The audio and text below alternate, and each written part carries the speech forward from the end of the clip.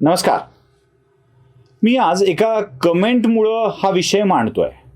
खरं तर अशा प्रश्नांना उत्तरं देण्याची काही एक आवश्यकता मला वाटत नाही. त्याचं कारण स्पष्ट आहे मित्र. मी माझं ज्ञान मांडत नाही आहे, म्हणजे माझ्याकडे किती ज्ञान आहे बघा हे मांडत नाही आहे. मी माझी भूमिका मांडतोय. ज्ञान आणि भूमिका या दोन्हीच्या मध्ये खूप फरक असतो. भूमिका तेव्हा घेतली जाते जेव्हा त्यासाठी आवश्यक असलेलं ज्ञान, माहिती आपल्याकडे प्राप्त झालेली असते. त्यामुळे लोकांच्या समोर ज्ञान मांडण्याची माझी अजिबात इच्छा नाहीये. मी माझी भूमिका मांडतोय. कोणी गगन विहंग नावाचा एक व्यक्ती आहे आणि त्यांनी या चॅनेलवरती एक कमेंट केली होती. त्यांनी कमेंटमध्ये फार सुरेख वाक्य लिहिली होती. कृष्ण ही असाच आहे, हेही तसाच आहे, कौरवांना सहज मारून टाकायचं होतं, मग नरसंहार का घडवून आणला, कौरवांना का मारलं, पांडव नीच होते, जुगारी होते, पत्नीला वाटून घेणारे होते, सज्जन कोणीच नाही, ना दुर्योधन, ना पांडव, ना कृष्ण. काय काय काय काय काय काय लिहिलंय. खरं तर या अशा कमेंट्सना उत्तर देत वेळ मला घालायचा नाही आहे. मी व्हिडिओ यासाठी करतोय, मी बोलतोय यासाठी की या निमित्ताने मला बराचसा छान विषय मांडण्याची संधी मिळालेली आहे आणि एक छान कथा पण सांगण्याची संधी मिळालेली आहे. काय आहे, आपण विसरतो.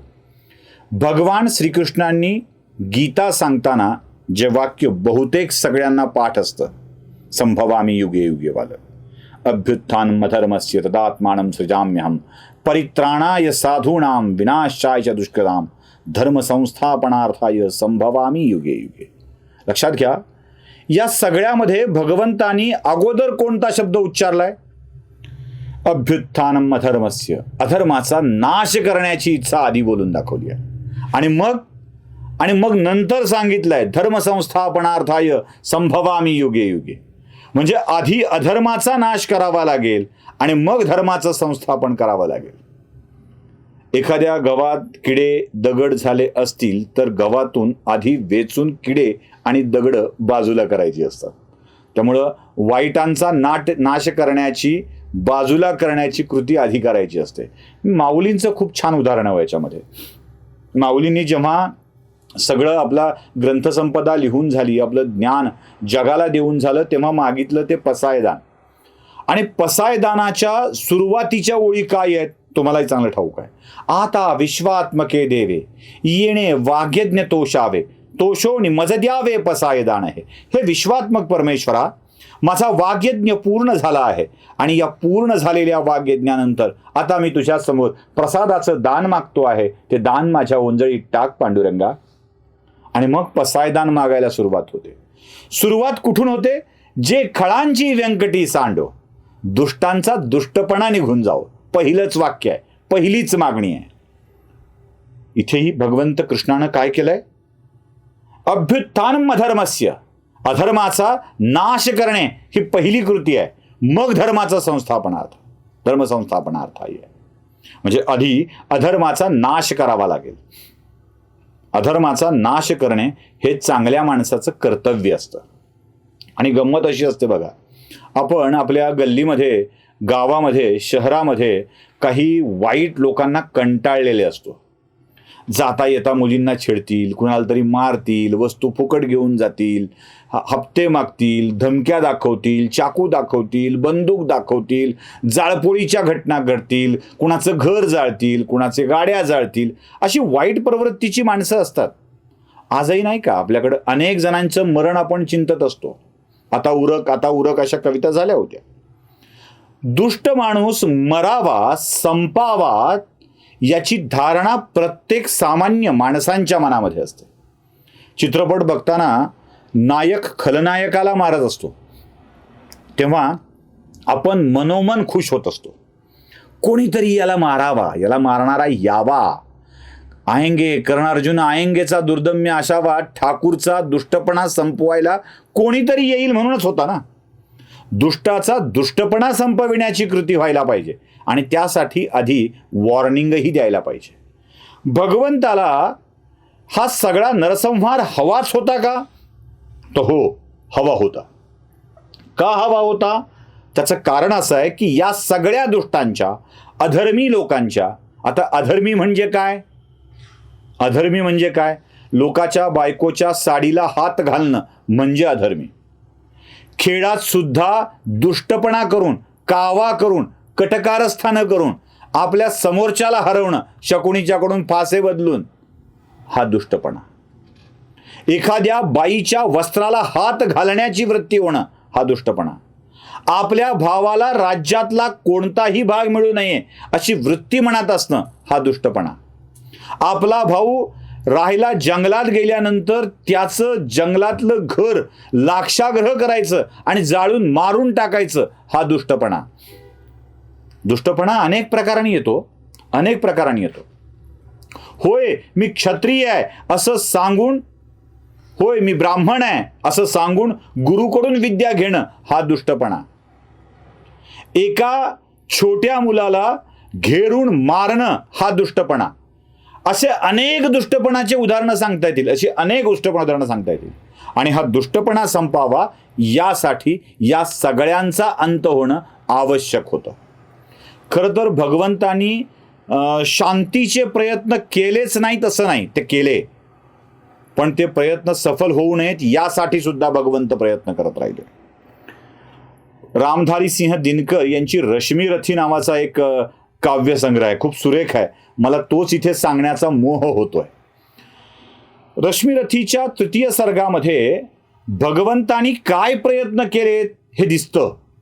म्हणजे दो न्याय अगर तो आधा दो असं म्हणताना त्यांनी नाही जमलं तर 5 गावं सुद्धा मागितलीत आणि युद्ध थांबलं पाहिजे असं ते म्हणालेत. आपण त्या रश्मिरथीच्या ओळी ऐकूयात का? वर्षों तक वन में घूम घूम बाधा विघ्नों को चूम चूम, सह धूप धाम पानी पत्थर पांडव आए कुछ और निखर, सौभाग्य न सब दिन सोता है देखे आगे क्या होता है, मैत्री की राह बताने को सबको सुमार्ग पर लाने को, दुर्योधन को समझाने को भीषण विध्वंस बचाने को, भगवान हस्तिनापुर आए पांडव का संदेशा लाए. दो न्याय अगर तो आधा दो, पर इसमें भी यदि बाधा हो तो दे दो केवल 5 ग्राम, रखो अपनी धरती तमाम, हम वही खुशी से खाएंगे, परिजन पर असी न उठाएंगे. आता हे ऐकल्यावर आपल्याला पटतं की नाही की भगवंतानी प्रयत्न केले होते. 5 गावं तरी दे बाबा, युद्ध थांबेल, बाकी सगळे लोक राहतील सुखाने, हे मागायला ते गेले होते की नाही? अहो एवढंच नाही तर कर्णाला त्याच्या आयुष्याची खरी ओळख सांगून भगवंतानी कर्णाला आपल्या बाजूनं करण्याचा आणि हा युद्ध थांबवण्याचा, नरसंहार थांबवण्याचा एक मार्ग सांगितलेला होता. तोही रामधारी सिंह दिनकरजींनी आपल्या रश्मिरथीमध्ये खूप सुरेख पद्धतीने वर्णन केलेलं आहे. तोही एकदा आपण ऐकूया की भगवंतानी कसे प्रयत्न केले होते. कुंती का तू ही तनय ज्येष्ठ, बलबुद्धि शिल में परम श्रेष्ठ, मस्तक पर मुकुट धरेंगे हम, तेरा अभिषेक करेंगे हम, आरती समोद उतारेंगे, सब मिलकर पांव पखारेंगे, पदत्राण भीम पहनाएगा, धर्माधिप चमर डुलाएगा, पहरे पर पार्थ प्रवर होंगे, सहदेव नकुल अनुचर होंगे, भोजन उत्तरा बनाएगी, पांचाली पान खिलाएगी, आहा क्या दृश्य सुबह होगा, आनंद चमत्कृत जग होगा, जब लोग तुझे पहचानेंगे, असली स्वरूप में जानेंगे, खोई मणि को जब पाएगी, कुंती फूली न समाएगी, रण अनायास रुक जाएगा. हे इथेच ते महत्वाचं आहे. रण अनायास रुक जाएगा, कुरुराज स्वयं झुक जाएगा, संसार बड़े सुख में होगा, कोई न कहीं दुख में होगा, सब गीत खुशी के गाएंगे, तेरा सौभाग्य बनाएंगे. कुरुराज्य समर्पण करता हूं, कुरुराज्य समर्पण करता हूं, साम्राज्य समर्पण करता हूं, यश मुकुट मान सिंहासन ले, बस एक भीख मुझे दे दे. प्रत्यक्ष भगवंत भीख मागतोय. बस एक भीख मुझे दे दे, कौरव को तजरन रोक सके, भूका हर भावी शोक सके. आता हे ऐकल्यावर काय कळतं? अहो प्रत्यक्ष भगवंतानं भीक मागितली हो कर्णाच्या पुढे. अरे तू सोड सगळं हे आणि ये इथे, तुला सगळी सुख मिळतील. सगळी सुख मिळतील. अगदी युधिष्ठिर सुद्धा तुझ्या पुढे सेवक म्हणून उभा राहील. पण कर्णानं हे ऐकलं नाही ऐकलं आणि त्याला सुद्धा हे सगळं सहन करावं लागलं. म्हणजे दुर्योधनानं तर हे सगळं नाकारलंय आणि त्याचंही वर्णन केलेलं आहे. बघा जरा दुर्योधनाचं वर्णन काय नेमकं काय म्हणतंय दुर्योधन, काय करतोय दुर्योधन. दुर्योधन वह भी दे न सका, आशीष समाज के ले न सका, उल्टे हरि को बांधने चला, जो था असाध्य साधने चला, जब नाश मनुज पर छाता है, पहले विवेक मर जाता है. आता हे सगळं ऐकल्यावरती आम्हाला काय वाटतं? प्रयत्न झालेच नाहीत, झाले होते. हा नरसंहार होऊ नये यासाठी प्रयत्न झाले होते. पण प्रभूचीच लीला अशी होती की हा नरसंहार घडायला हवा होता. जेव्हा बाईच्या वस्त्राला हात घातला जातो ना, तेव्हा शांततेच्या गप्पा मारायच्या नसतात. त्या दिवशी आपलं धनुष्य आणि आपली गदा उचलून ज्यानं बाईच्या वस्त्राला हात घातलाय त्याची छाती, मांडी, हात सगळं तोडलं पाहिजे, हे लक्षात ठेवलं पाहिजे. जगाच्या समोर एक संदेश जाणं आवश्यक असतं की जो कोणी दुष्टपणा ठेवेल, जो कोणी दुष्टपणाला सहकार्य करेल, त्याचाही अंत झाला पाहिजे, भलेही ती चांगली माणसं असोत.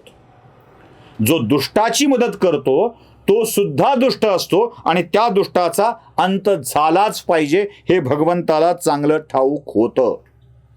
जब नाश मनुष्य पर छाता है, पहिले विवेक मर जाता है. आणि ज्याचा विवेक मेलेला असतो ना, त्याला जगण्याचा अधिकार नसतो, कारण विवेक मेलेला व्यक्ती काहीही घडवू शकतो.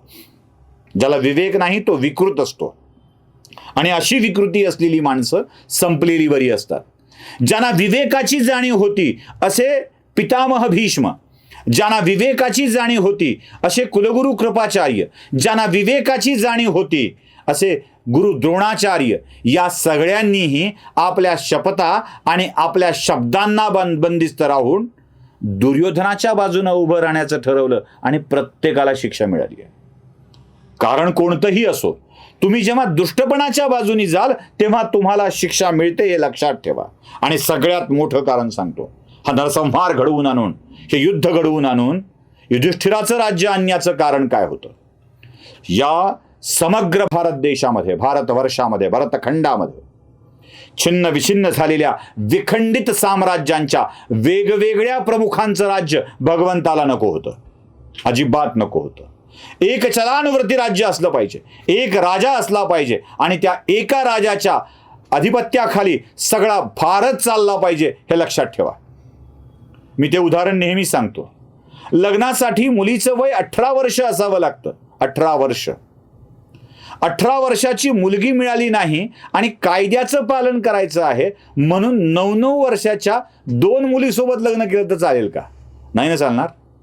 त्यानं कायदेभंग पण होईल आणि संसाराची राखरांगोळी पण होईल. तसं राज्याचं आहे. हे राज्य चालवायचं असेल, हे राज्य पुढे न्यायचं असेल तर एकचलानुवर्ती राजा असला पाहिजे, एकच राजा असला पाहिजे जो अखंड भारतावरती राज्य करतोय. आणि तेच चक्रवर्ती सम्राट पद युधिष्ठिराकडं भगवंत श्रीकृष्णाला हवं होतं, कारण युधिष्ठिराकडं विवेक बुद्धी होती, त्याच्याकडं न्यायाची वृत्ती होती. म्हणून त्याच्या आणि त्याच्या भावाच्या हातून हा सगळा नरसंहार घडवून आणलेला आहे आणि तो समर्थनीयच आहे. नमस्कार.